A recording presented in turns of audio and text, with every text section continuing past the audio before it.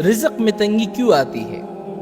آج کل ہر بندہ پریشان ہے، کاروبار بند ہے، بے روزگاری ہے، ہر طرف پریشانی ہے۔ تو اب سوال یہ اٹھتا ہے کہ آخر ہمارے رزق میں تنگی آتی ہی کیوں ہے؟ اس کی کیا وجہ ہے؟ تو میرے بھائیوں، 4 باتیں میں آپ کے سامنے رکھوں گا۔ اگر ان 4 باتوں پر آپ کا مکمل ایمان ہوگا، یقین ہوگا، تو انشاءاللہ آپ کے رزق میں کبھی بھی تنگی نہیں آئے گی۔ لیکن اگر ان 4 باتوں پر آپ کا ایمان نہیں ہوگا، یا 4 میں سے کسی ایک بات پر آپ کا ایمان نہیں ہوگا، تو شاید اسی وجہ سے آپ کی رزق میں تنگی آ رہی ہوگی۔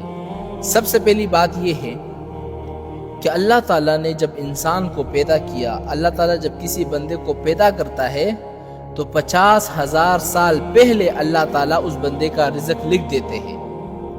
یعنی بندہ ابھی پیدا بھی نہیں ہوا، 50,000 سال پہلے اس بندے کا رزق لکھ دیا جاتا ہے۔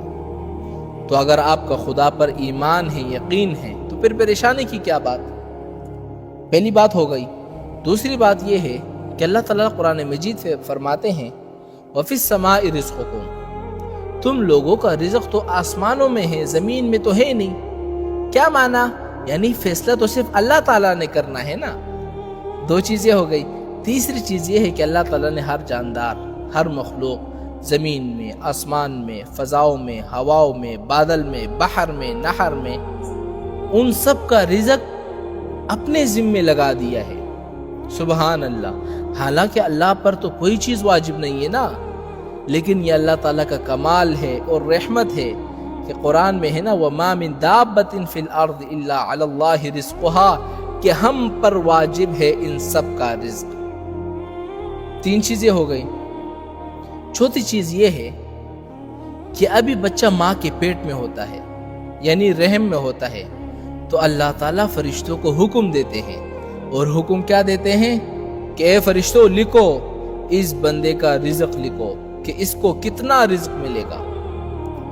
دوسرا یہ بھی لکھو کہ اس کی عمر کتنی ہوگی۔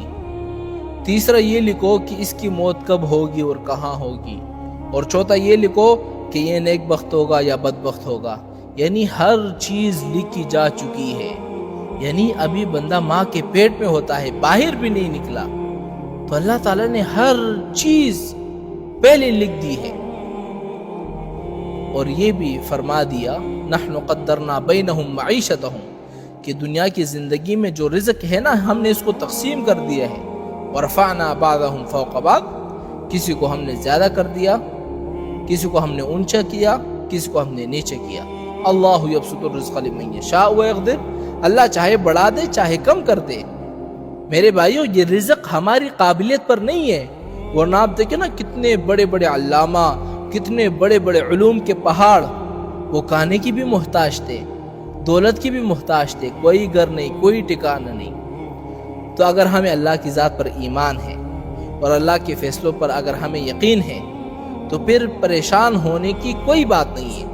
اس لیے ایک روایت میں آتا ہے نا کہ انسان کو جیسے اس کی موت ڈھونڈتی ہے نا، رزق بھی ڈھونڈتا ہے۔ یعنی موت اس کو ڈھونڈتی ہے کہ اس کو کہاں پر مرنا ہے، وہیں اس کو موت آتی ہے، تو رزق بھی اس کو ڈھونڈتا ہے۔ اس بندے کو اس وقت تک موت نہیں آئے گی جب تک اس کو اس کا پورا رزق نہیں ملے گا۔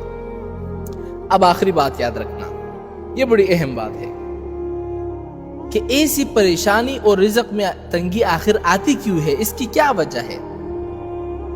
آپ اچھا خاصا کھا رہے پی رہے ہیں، بڑے کام چل رہے ہیں، کاروبار میں فائدہ ہی فائدہ ہے، ہر طرف سے نفع ہی آ رہا ہے۔ قرآن میں اللہ تعالیٰ نے ایک مثال ذکر کی ہے، پہلے میں آپ کو وہ بتا دیتا ہوں۔ ضرب اللہ مثلا كانت قرية آمنة مطمئنة، کہ ایک بستی والے تھے، بڑے سکون سے، امن سے، اطمینان سے رہتے تھے، اور ان کو ہر طرف سے رزق آتا تھا۔ کیا معنی؟ یعنی آسمان سے بارش برستے تھے، زمین سے پھل نکلتے تھے، کاروبار میں نفع ہی نفع ہو رہا تھا، ہر طرف سے ان کے لیے رزق کا انتظام اللہ تعالیٰ نے کر دیا۔ لیکن آگے کیا کیا؟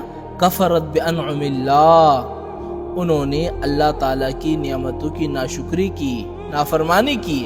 اللہ نے رزق دیا تھا کہ بندے میری اطاعت کرے، دولت آنے کے بعد زنا میں، شراب میں، جوا میں، شباب میں، کباب میں، ان سب چیزوں میں زندگی گزاری۔ کفرت بانعم اللہ، اللہ نے ان پر اپنا عذاب مسلط کر دیا۔ عذاب کیا مسلط کر دیا؟ ایک تو ان کا رزق بند کر دیا، بارشیں بند ہو گئی، فصل ختم ہو گئے، اور دوسری بات یہ ہے کہ ہر وقت ڈرتا رہتا ہے، ہاں ہر وقت کل کیا ہوگا کیا ہوگا کیا ہوگا۔ بندے گھر سے نہیں نکل سکتے، بچے اگر سکول جائے ماں بیچاری گلیوں میں کھڑی رہتی ہے کہ میرا بچہ آ رہا ہے، کیسا ہوگا کیسا نہیں ہوگا، دعائیں مانگ رہی ہوتی کہ خدا را یا اللہ میرے بچوں کو صحیح سلامت میرے گھر آ جائے۔ یعنی یہ دو عذاب اللہ تعالیٰ اس بندے پر مسلط کر دیتے ہیں۔ تو آپ مجھے یقین سے کہیں، ایمان سے کہیں کہ یہ دو عذاب آج ہم پر آئے ہوئے کہ نہیں؟ رزق بند ہے، ہاں، اور ہر وقت ڈرتے رہتے ہیں۔ اس کی کیا وجہ ہے؟ قرآن خود کہتا ہے بما کانوا یعملون، ان سب کی وجہ یہ ہے کہ جو تم نے گناہ کیے ہیں نا، یہ انہی کی سزا ہے۔ اور یہ بھی حضور کا فرمان ہے کہ کوئی عذاب، کوئی مصیبت، کوئی پریشانی اس وقت تک نہیں آتی مگر جو تم لوگوں نے گناہ کیے ہوتے ہیں۔ تو اب یہ رزق میں تنگی، یہ سارا پریشانی آپ کے کیسے ختم ہوں گے؟ حضور نے کیا فرمایا؟ الا بتوبۃ، جب تک بندہ توبہ نہ کرے۔ اس لیے میرے بھائیوں ہمیشہ یاد رکھیں کہ یہ جو پریشانی ہے، یہ جو بھوک ہے، یہ جو ڈر ہے، یہ سب اسی وجہ سے ہے کہ ہم نے اللہ تعالیٰ کی نعمتوں کی ناشکری کی۔ اللہ تعالیٰ کی نعمتوں میں شکر کرنے کے بجائے، عبادت کرنے کے بجائے گناہوں میں زندگی گزاری۔ اور اب ہم لوگ اس اسٹیٹ پر پہنچ چکے ہیں کہ گناہ کو گناہ بھی نہیں سمجھتے نا۔ یہ ہماری آخری حد ہے بربادی کی۔ ایک تو یہ ہے کہ بندہ گناہ کرتا ہے اور یہ سمجھتا ہے کہ میں گناہ کر رہا ہوں، غلط کر رہا ہوں، اللہ کی طرف وہ لوٹ جاتا ہے، اللہ سے شرمندہ ہوتا ہے، توبہ کر لیتا ہے۔